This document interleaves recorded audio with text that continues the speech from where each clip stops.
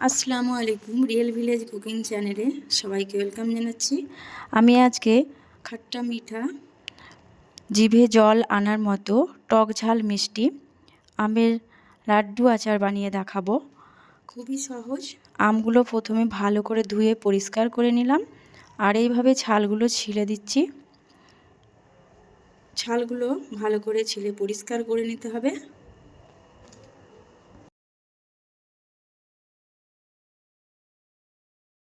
ঠিক এইরকম সব আমগুলোই আমি এইরকম করেই ছিলে নেব। আর এরকম একটা গ্রেটার নিয়েছি আর এইভাবে গ্রেট করে নেব। ঠিক এইভাবে করে আমি গ্রেট করে নেব। আপনারা এর থেকে বড় যে গ্রেটারগুলো থাকে ওইভাবেও করে নিতে পারেন, খুব তাড়াতাড়ি এটাই হয়ে যায়। এই দেখুন ঠিক এইরকম করে আমি সব কটা আমি করে নিয়েছি। এবার আমি এগুলোকে এক সাইডে রেখে দিচ্ছি আর আমি মশলা রেডি করে নেব। এখানে নিয়ে নিয়েছি 5 ফোড়ন, গোটা জিরে, শুকনো লঙ্কা, আপনারা এখানে ধনেও অ্যাড করতে পারেন। আমি একটু রোস্ট করে নেব। মশলাগুলো নাড়াচাড়া করে ভালোভাবে একটু রোস্ট করে নিচ্ছি। এতে করে এর সুগন্ধ ভালো আসবে আর আচারের মধ্যে দিলে স্বাদটাও ভালো লাগবে আর খেতেও খুব সুন্দর লাগবে। আমি মশলাগুলো গুঁড়ো করে নিলাম। মশলাগুলো ভালো করে ভেজে গুঁড়ো করে নিয়েছি। এবার আমি প্যান চাপিয়ে দিলাম। এর মধ্যে আমটা গ্রেট করা আমটা আমি ঢেলে দিচ্ছি। হালকা একটু নাড়াচাড়া করে নেব। সব কটা আমি দিয়ে দিচ্ছি সামান্য লবণ। আমি হাফ চামচের মতো লবণ দিয়েছি। লবণটা দিয়ে আমি একটু নাড়াচাড়া করে নিচ্ছি।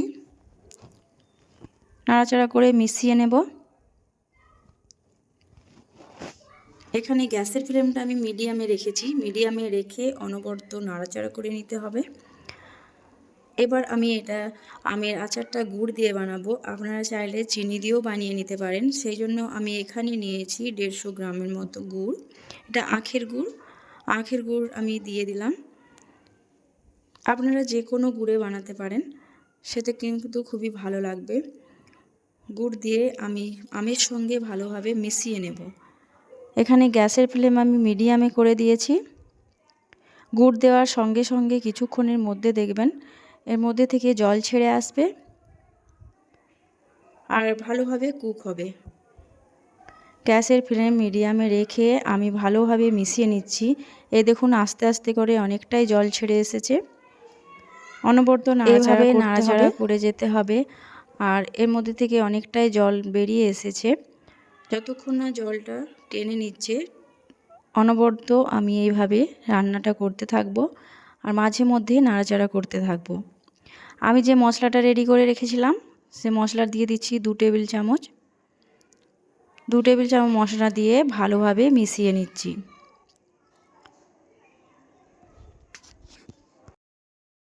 আপনারা তো বাড়িতে অনেক রকমই আচার খেয়েছেন, কিন্তু এইভাবে একবার বানিয়ে দেখবেন, খুবই ভালো লাগবে।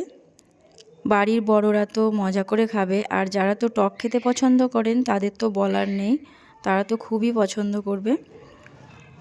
এই দেখুন অনেকটাই প্রায় হয়ে এসেছে। আর কিছুটা হলেই এটাকে আমি ঠান্ডা করে নেব।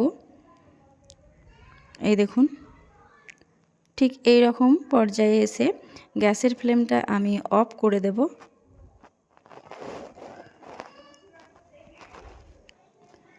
আমের আচারটা আমি এবার নামিয়ে নেব। এই দেখুন এটা রেডি হয়ে গেছে। নামিয়ে আমি এটাকে ঠান্ডা করে নিচ্ছি। ঠান্ডা করলে কি হবে, এর মধ্যে শক্ত ভাবটা আসবে।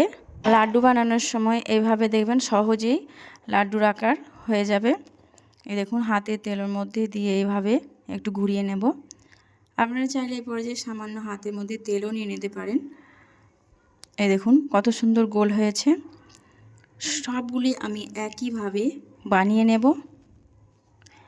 এই আমের আচারটা বানানো খুবই সহজ, কোনো ঝামেলা ছাড়াই সহজেই বানিয়ে নিতে পারবেন।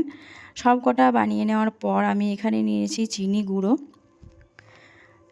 করা চিনি নিয়েছি আর এর মধ্যে আমি যে মশলাটা বানিয়ে রেখেছিলাম সেই মশলা দিয়ে দিচ্ছি এখানে।